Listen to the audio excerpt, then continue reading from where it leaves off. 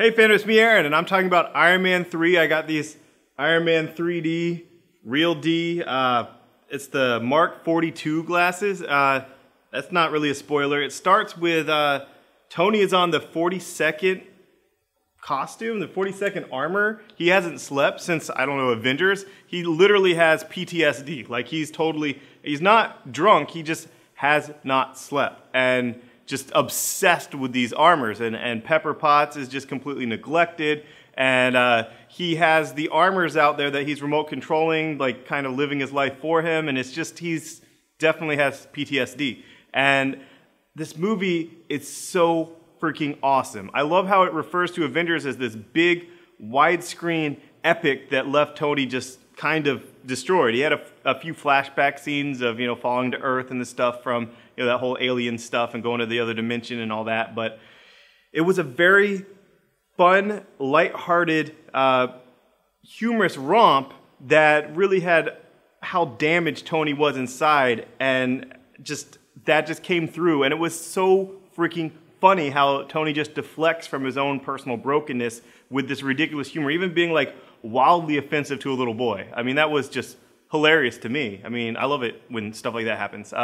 It picks up heavily from the Extremis, which was Warren Ellis's Extremis storyline. So you guys should really read Warren Ellis's Extremis Iron Man if you get a chance. And the things, let's say, I'm just gushing over how much I love this movie. Here's the thing some people might complain about. One, you might nitpick because you'd be like, well, where's S.H.I.E.L.D. when all this stuff is going down and there's this terrorist, and where's S.H.I.E.L.D. to do this stuff? And, it's a shared universe. You could have this same complaint on any comic of Marvel. Any comic that features a solo character, you'd be like, well, where's the Hulk? I mean, couldn't the Hulk come and solve this problem for Thor? I mean, it's but it happens in a very short amount of time. The government is supposedly handling it with their Iron Patriot, which they have full confidence in. And Rhodey, this is the best Rhodey in all three movies. He was just perfect. Don Cheadle kicked ass. Pepper Potts, best Pepper Potts. The supporting characters were great. Happy was great for the amount that he was in there. And it starts in 1999. It starts kind of like How I Met Your Mother, where Tony is like narrating something, and then after the credits, it goes back to that in a very cool, classic Marvel off the credit stuff. But the 1999, it starts with like that I'm Blue song, and Happy, John Favreau, has a Billy Ray Cyrus mullet and like a bolo tie in 1999, and it was just awful. I mean, he looked terrible, and that set up why the antagonist was against Tony. And the Mandarin thing, this is what people could be upset about.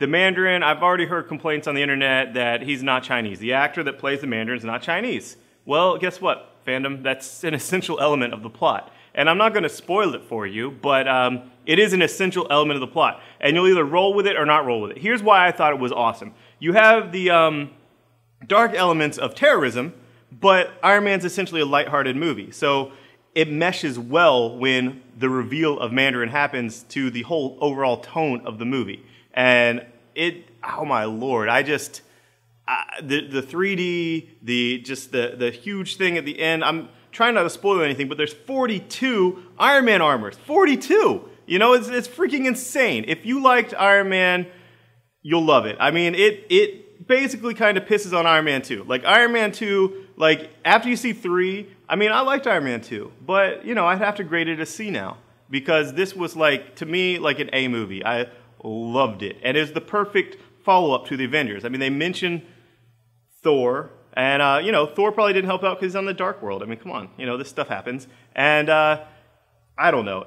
What I think you should do if you like this is just get into some of the comics, because this was just such a good portrayal of Tony that we get in some of these comics where, his solo book isn't the Avengers. It's him, his own personal demons, the demons he creates, and the demons that are inside of him, and the demons that are in the bottle and all that. But perfect stuff. Here's some things you should jump onto.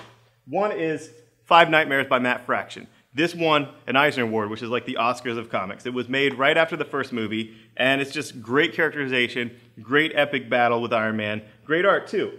Currently, Marvel Now, they relaunched everything, and this is Kieran Gillen, also not Chinese. And did you know fortune cookies weren't actually Chinese? They were an American invention. But this is a return to the Extremis, and this actually plays into some of the plot loosely of the movie with AIM. You know, it's its own thing, but the Extremis is revisited, and AIM's in here, and, you know, AIM's in the movie, and AIM's an essential part of it. We also have Season 1, which is the retelling of Iron Man. It's a modern retelling, so if you wanted to get a one-and-done hardcover where you can just get his origin and have fun, that's great. And if you just come in on Free Comic Book Day and want to try a new Iron Man, and, I don't know, you came in for Free Comic because you don't want to spend $20 on a hardcover, get this. Yes, it's issue 9, but it's the brand new first part prologue of a new epic that is the origin of Tony Stark. So, you know, he's a little baby, that's cute. Get this. But seriously, the movie was good. It was, I would say it was great. And the parts, I'm not going to spoil it, I'm sorry. I want to spoil it so badly, but I just love the Mandarin so much. And seriously, stay till after the credits. It's after the credits is entirely in tone with the movie. It's not Guardians of the Galaxy, it's not Rocket Raccoon, it's not Thanos.